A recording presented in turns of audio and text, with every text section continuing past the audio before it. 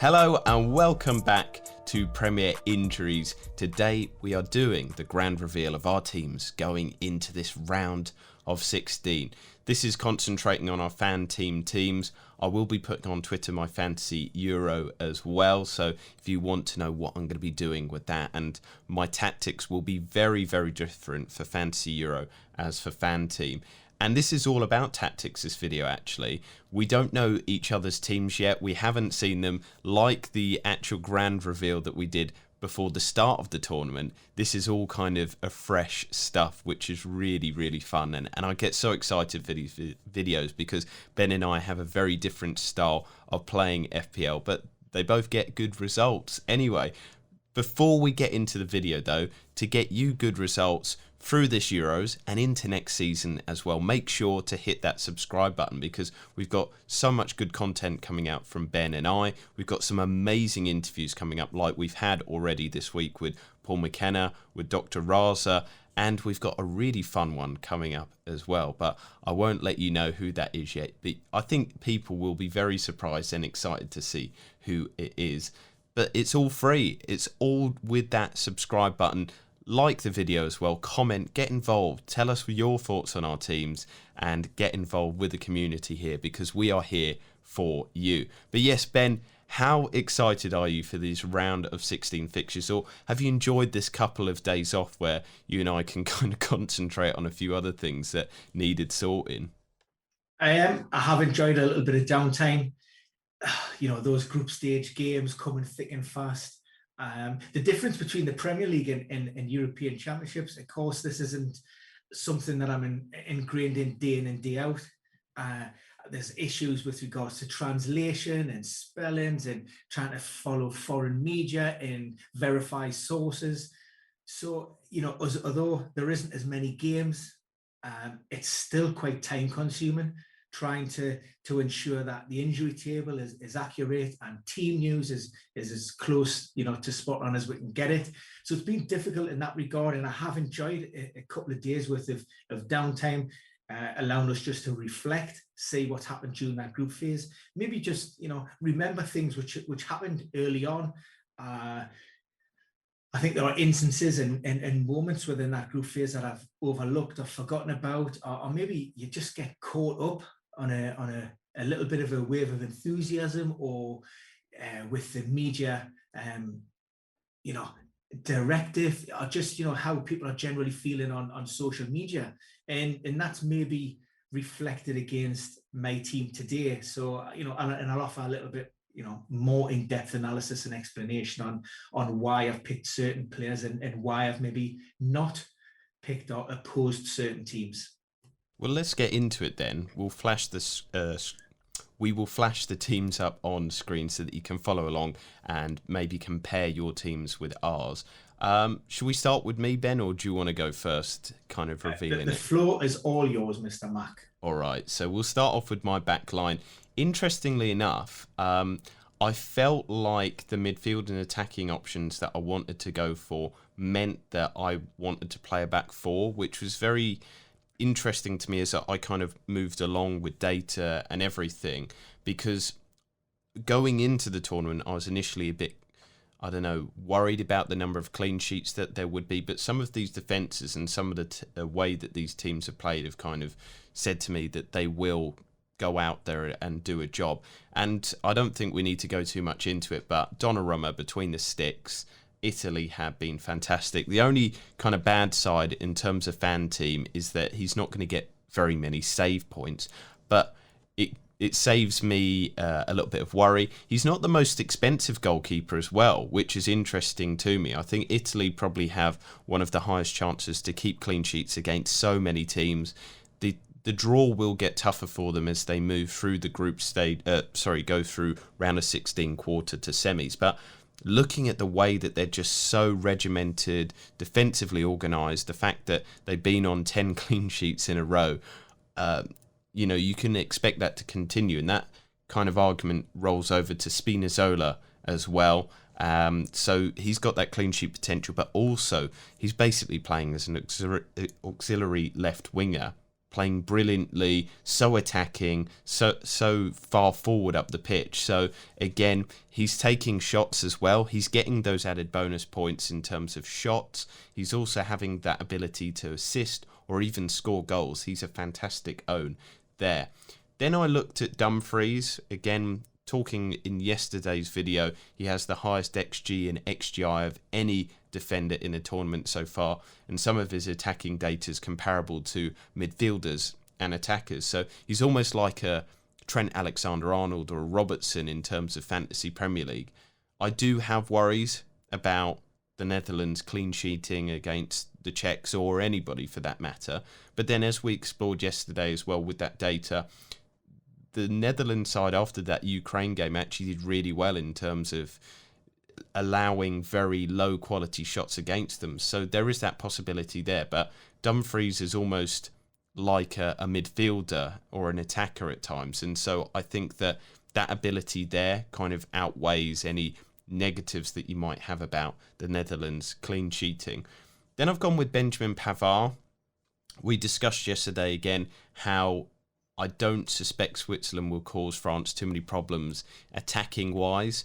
I did express the fact that I think that the game might be quite tight in terms of the ability for France to get a goal as well, because Switzerland are just so well regimented at the back. They kind of go in with that don't lose philosophy, which has served them well over the last few tournaments as well. They've been fantastic, and I think they were one of the few teams recently to go out at a group stage without losing a game in terms of it was either a World Cup or a Euros, and it's just their mentality that they don't want to lose games. They want to kind of see them out with a draw or nick a goal here and get a win, which has worked well for them. And then the final one is Jordi Alba. I've kind of expressed how brilliant he is in terms of creativity. He's part of that Spain team. I think the Spain team does have the ability to score some goals. We just don't know who's going to have it.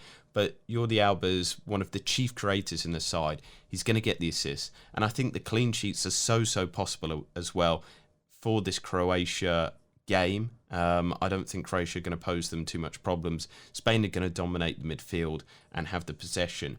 The only problem is Jordi Alba going forward. I'm not sure if Spain will make it to the semis or to the final. So he's one of the players, and I've allowed myself two here, to be kind of a little bit more experimental with and possibly transfer them out at a later date. But as explained, there will be transfers, free transfers in Fan Team going forward.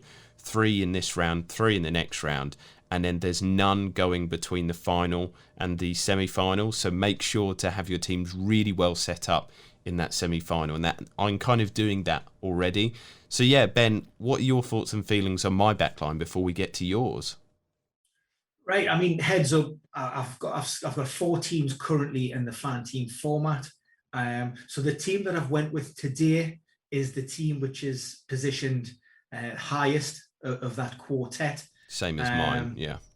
And so what I would say is, although, apart from the goalkeeper, Donnarumma, we don't have any of the same players involved, but I do have those players involved in other teams. So I do like those picks, just not in this particular team. If you watched the video that we released when we reviewed the round 16, we talked about some of those selections. I mean, Dumfries is obviously involved with the Netherlands, who have sort of went out on a little bit of a limb and thinking that they might be the team to struggle. Might be. It's a tough call, and I know it's weird, but there's part of me that I just can't help myself always looking for the bad when all around are seeing the good. And there's just something inside me that needs to look for that cloud. And maybe there's an element of that for Italy as well.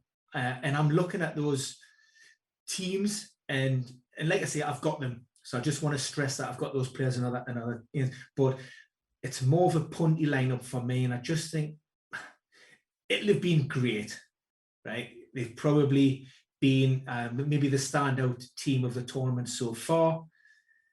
But I'm just questioning, that level of opposition and how much can we actually read into that. Turkey, you could argue that maybe they've been the biggest disappointment of the tournament and probably the worst team overall. Unfortunately, and I apologise, I have absolutely zero love for Wales. And I don't really hold, Switzerland in much higher regard. I expect the French team to demolish them. The two, people will be looking at, that's 29 games. It's 29 or 30 games unbeaten on a great run. And yes, and confidence breeds confidence, and they've got the momentum, and they should. Yes, and while I do expect them to progress, I'm just maybe that enthusiasm is maybe just tempered a little bit by, I want to see them against some good quality opposition who put them under pressure to see how this Italian team responds. But look, Spinazzola has been great. He's nailed down that spot ahead of Emerson. So really like him. And yeah, look, there's nothing much that I really can say. Like I say, I see the appeal in those players. I've just went against them for this particular lineup for me. Yeah, no, I totally understand that. And this is the worry going forward, that if you put all your eggs in one basket, so I've got 3 players from Italy, you'll find out who the other one is.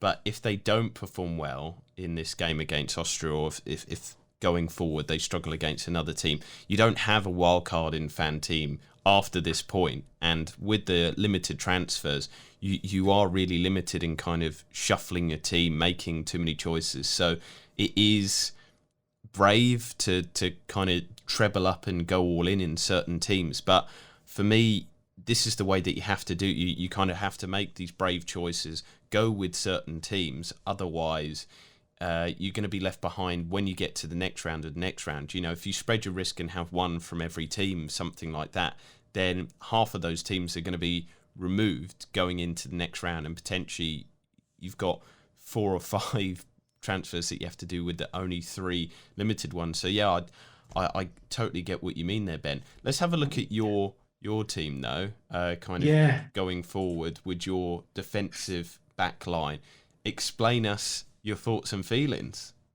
Yeah, so as opposed to your back 4, I've went with a 3. I like a 3. I like a 3. Fan team, weight or favour the attacking or offensive players and the pitch. So, keep that back to a 3. And also what I'm thinking is, as opposed to the group stage, teams have got nothing to lose at this juncture. You're in or you're out. You're not drawing, and then you've got another game to try and sort of catch up. So I just see defence as being a lot more open. If teams are going to go behind, they're going to be rolling the dice. And therefore, I think we've seen something like 2.64 goals per game so far in the tournament. And it wouldn't surprise me if that, that average actually increased during this stage. We'll see. It's going to be a difficult call. And clean sheets, I don't know, might be of a premium. But goalkeeper wise, yeah, I'm with you. Like I say, I want the cover from Italy. So Donnarumma gets the nod. I have went with Simon on the bench as backup. I think he comes in at 5.9, so he isn't the cheapest of goalkeepers, but I did have a little bit of budget left over, and I do expect certainly Spain to progress onto the next phase. So to get through this next one, which means I've got a decision to make in the next round, and I don't have to make a transfer. Now, like I say, if you watched the round 16 review, and I talked about England and Germany as part of that podcast, and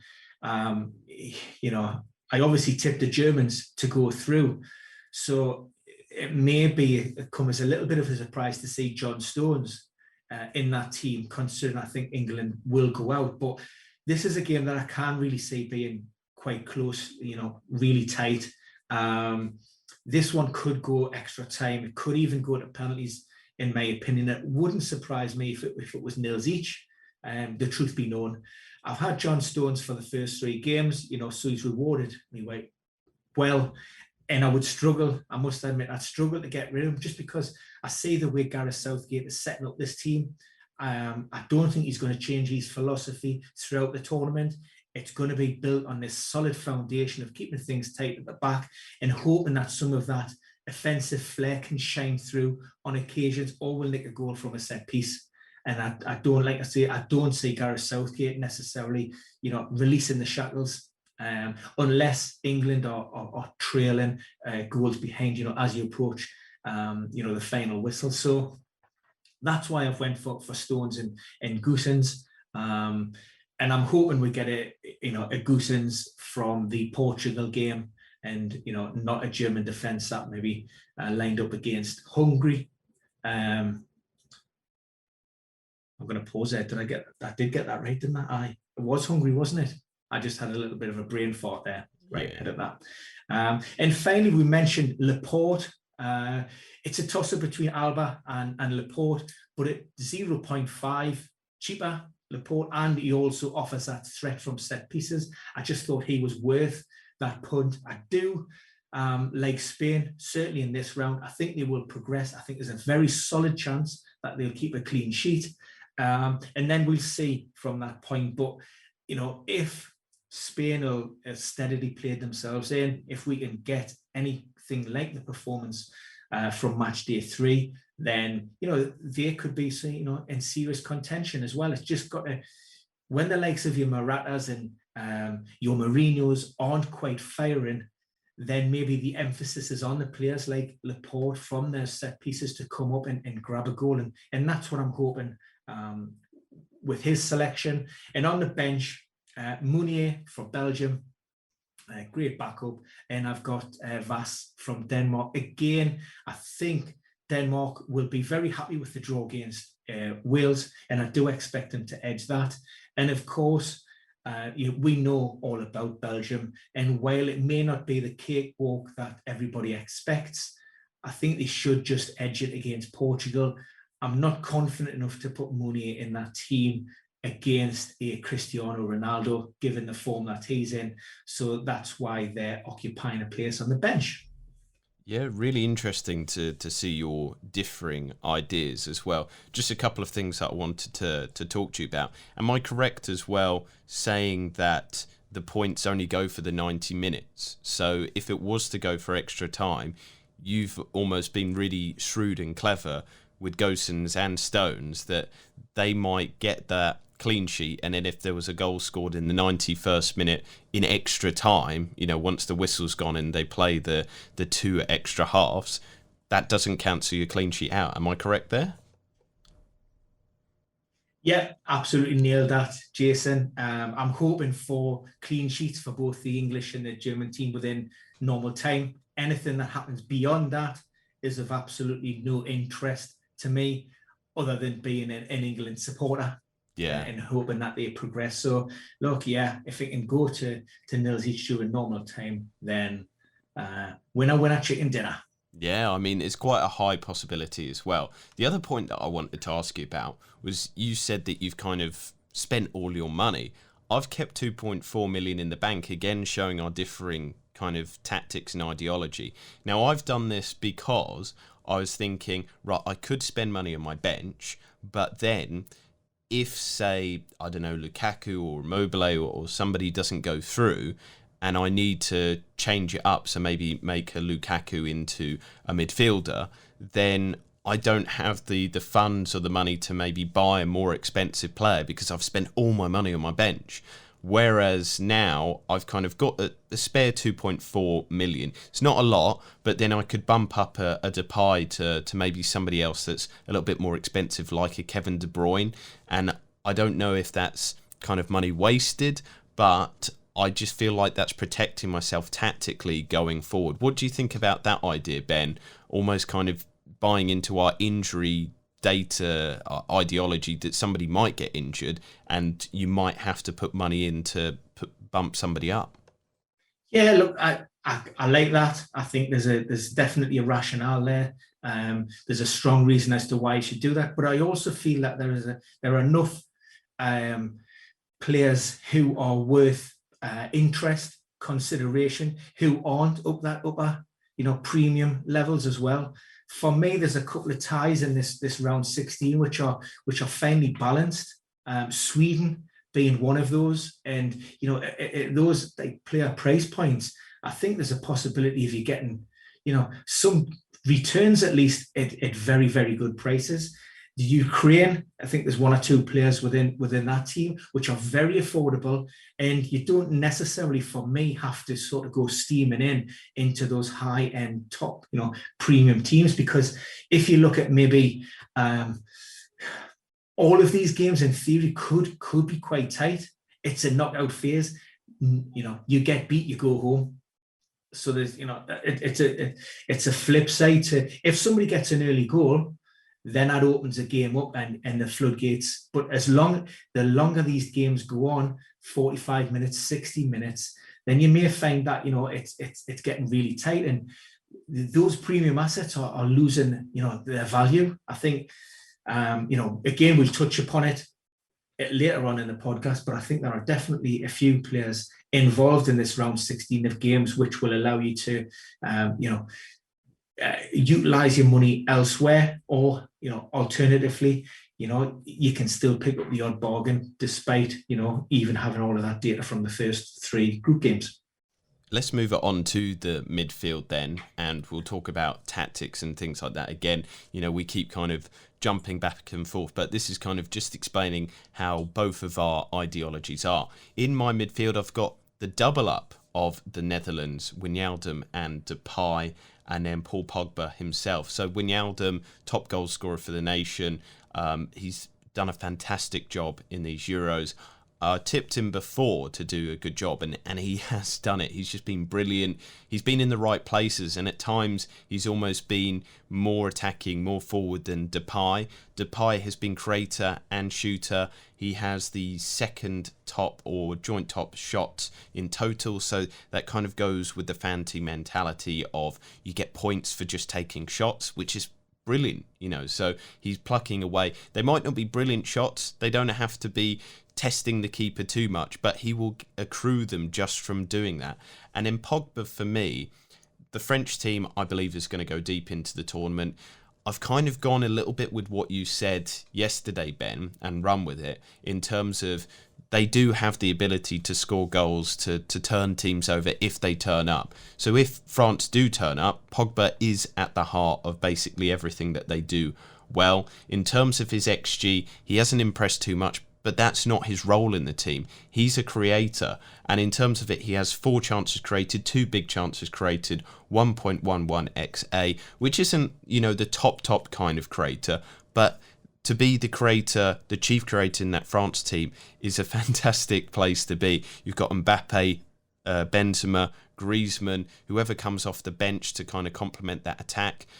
Whenever they're going forward, it is through Pogba. He is the central focal point of that team. And I think at his price as well, he's a little bit of a steal at 8.4. I think he's a brilliant asset to have. And once again, Fanteam have priced him really well competitively to make you think about him. So yeah, what do you think about my 3-man midfield there, Ben? Well, there's 2 players there which are standout, in Gini and Pogba. And again, I've went with them myself, so can't really say much about that. We flagged Gini before the tournament started, and this was one of those moments where we said, don't get caught up in the Gini Wijnaldum that played for Liverpool. This is a different player for the national team. He gets goals, he gets in spaces, you know, he attacks the ball, and it's great when all of that sort of pre-tournament amble, your research, and it all sort of comes to fruition, and he delivers, and he has done that, and he's done it in spadefuls. So I think he's been a great buy, and I've seen glimpses of Pogba, you know, in match day 3 that suggested he's just, you know, again, he's coming into the game. He's pivot. He's a big time player. We all know that, you know, when the eyes are on him, he's a peacock. He wants to strut his stuff, get his fellas out.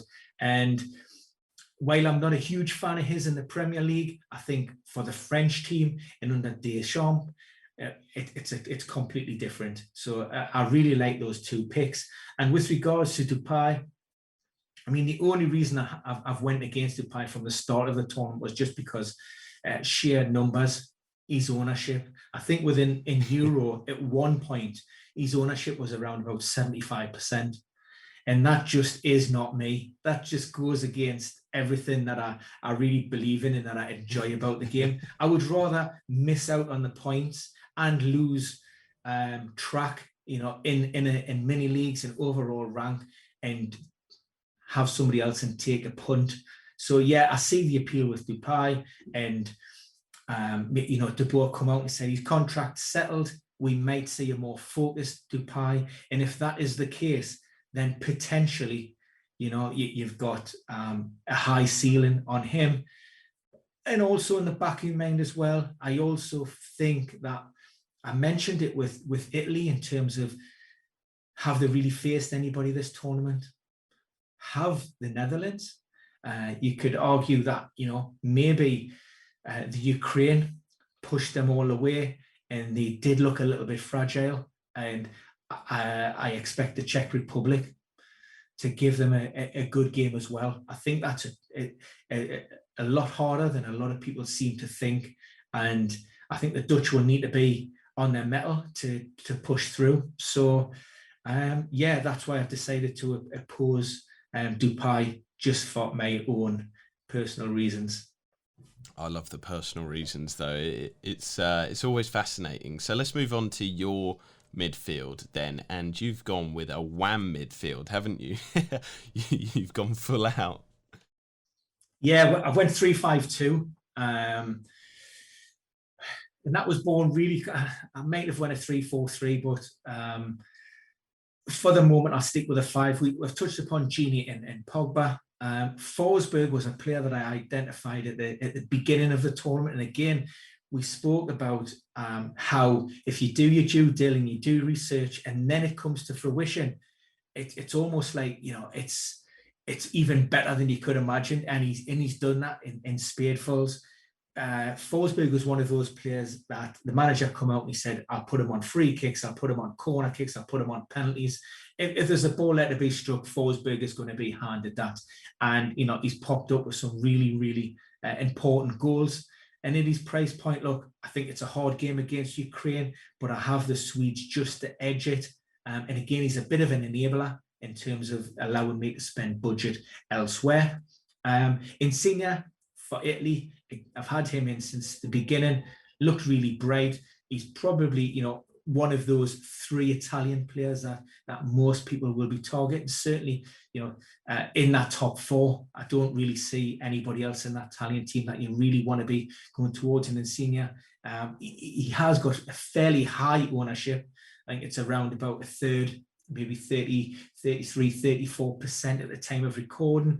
But I do expect Italy to get past Austria as well. And, just the way that fan team format is and having those limited free transfers, I want to try, ideally, I don't want to be taking any hits throughout this whole tournament because it's going to be, very finely balanced. So if I can do those projected progressions and minimize any transfers or forced moves, then all the better.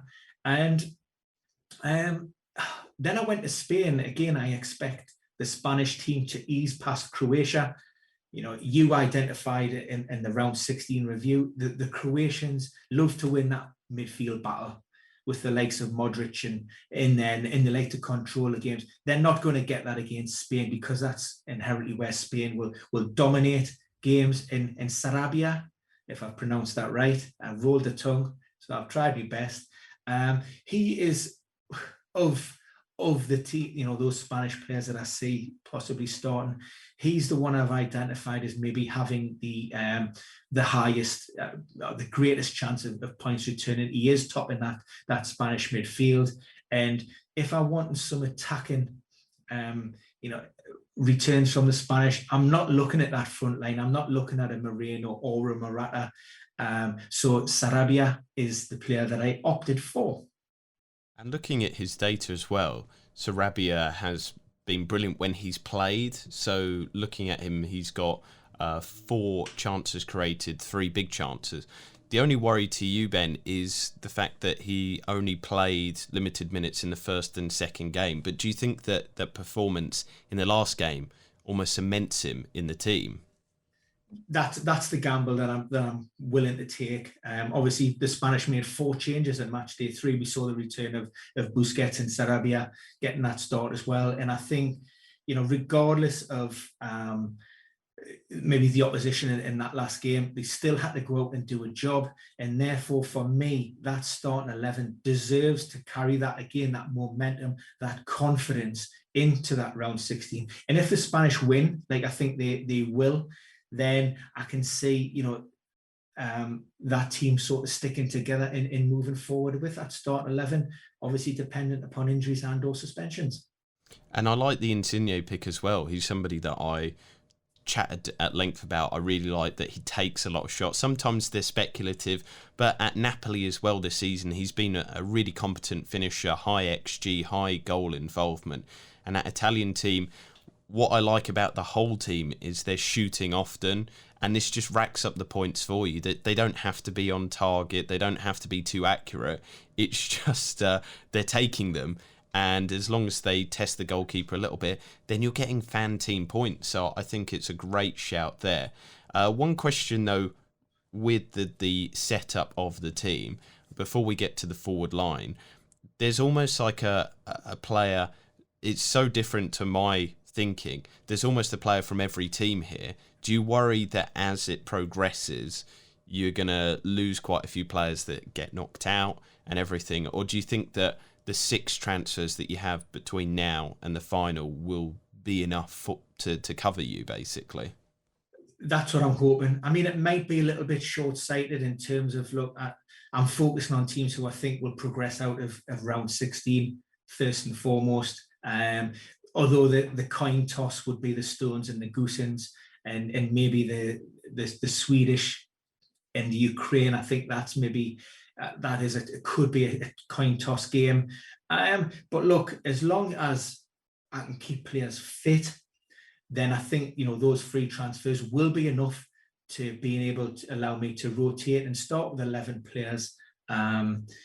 Regardless. So I'm fairly happy with the team as it currently stands. I'm not worried too much about taking hits or anything like that. I don't think that's going to be an issue. Fingers crossed. You managed it in the Fantasy Premier League season, so you'll probably be able to do it again.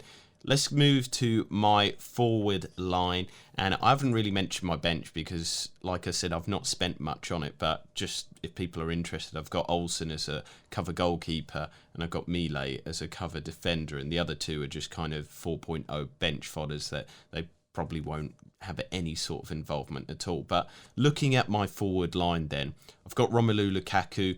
He's the second of the players that I'm not too sure if they'll make it to the semi-final/final. So he's one that potentially might have to transfer out in the future. I've gone with Griezmann. I think that you were kind of right in terms of France going forward. They'll probably up a gear. Griezmann has so much. But also with Griezmann himself, he is involved in so many different ways. The only disappointing thing for me is France.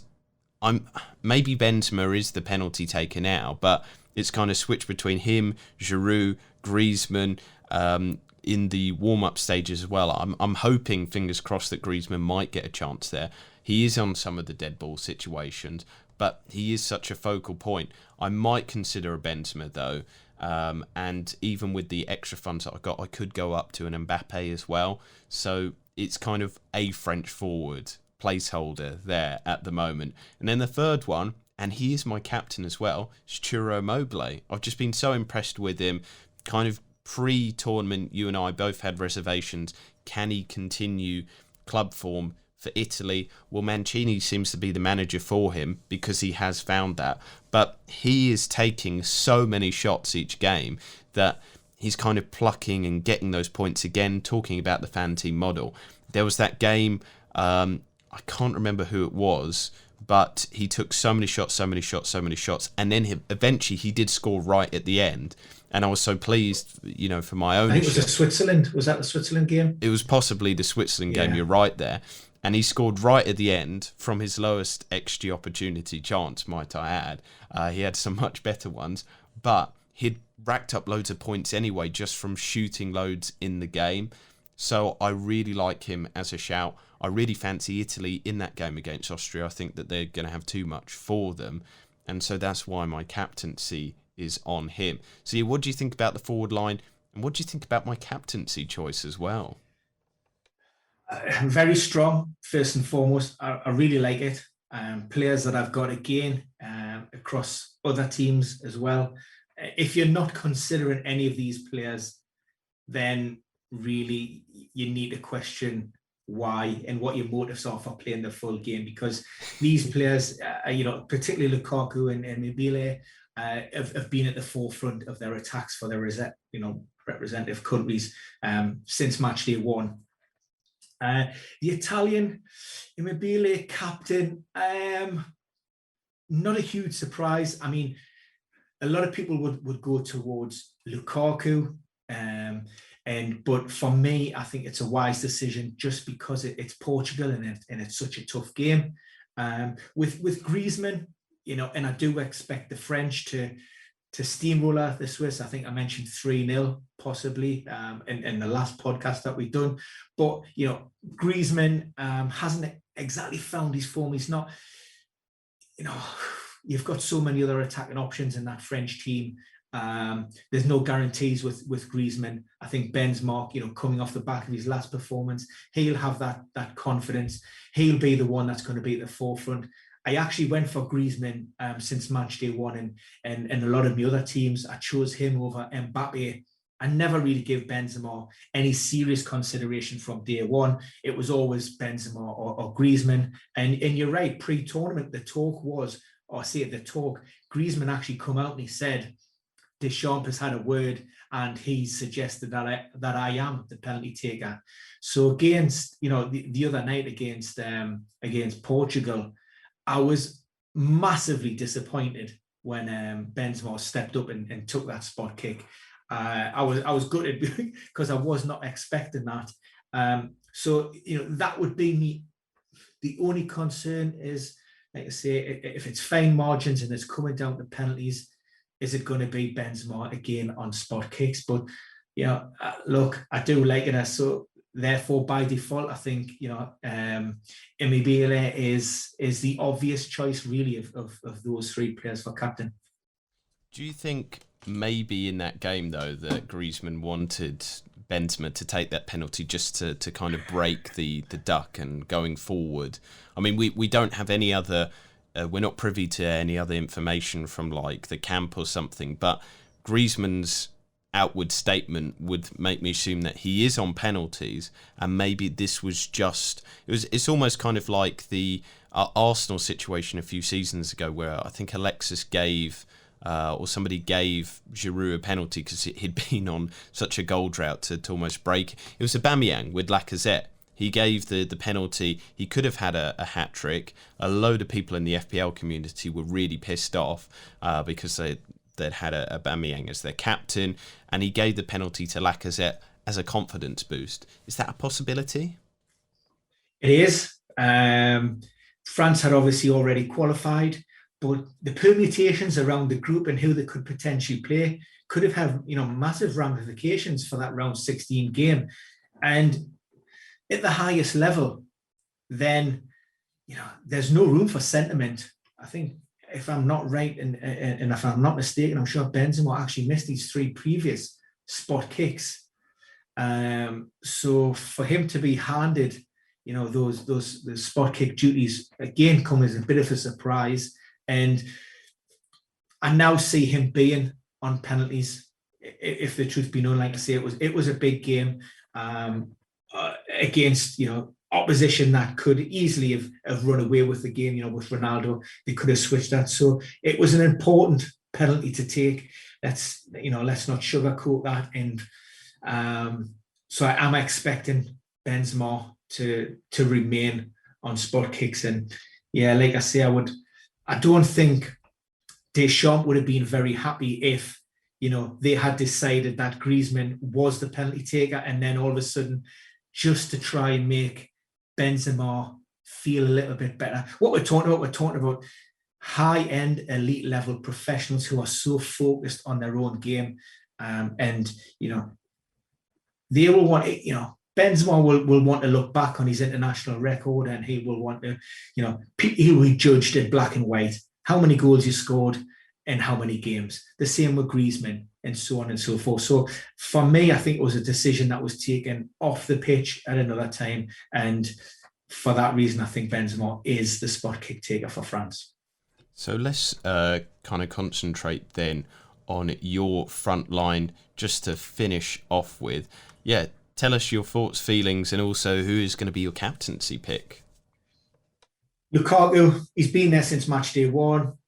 He was a player that I tipped to be top goal scorer in the tournament.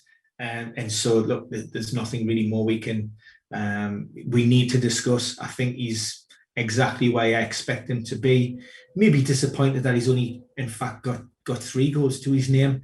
I was hoping, 4 to 6 pre-tournament from those group stage. And I thought that would have, cemented that golden boot almost before we even reached this knockout phase. But he's looked sharp. Some of his involvement, particularly I think it was match day 2, had a hand in both goals.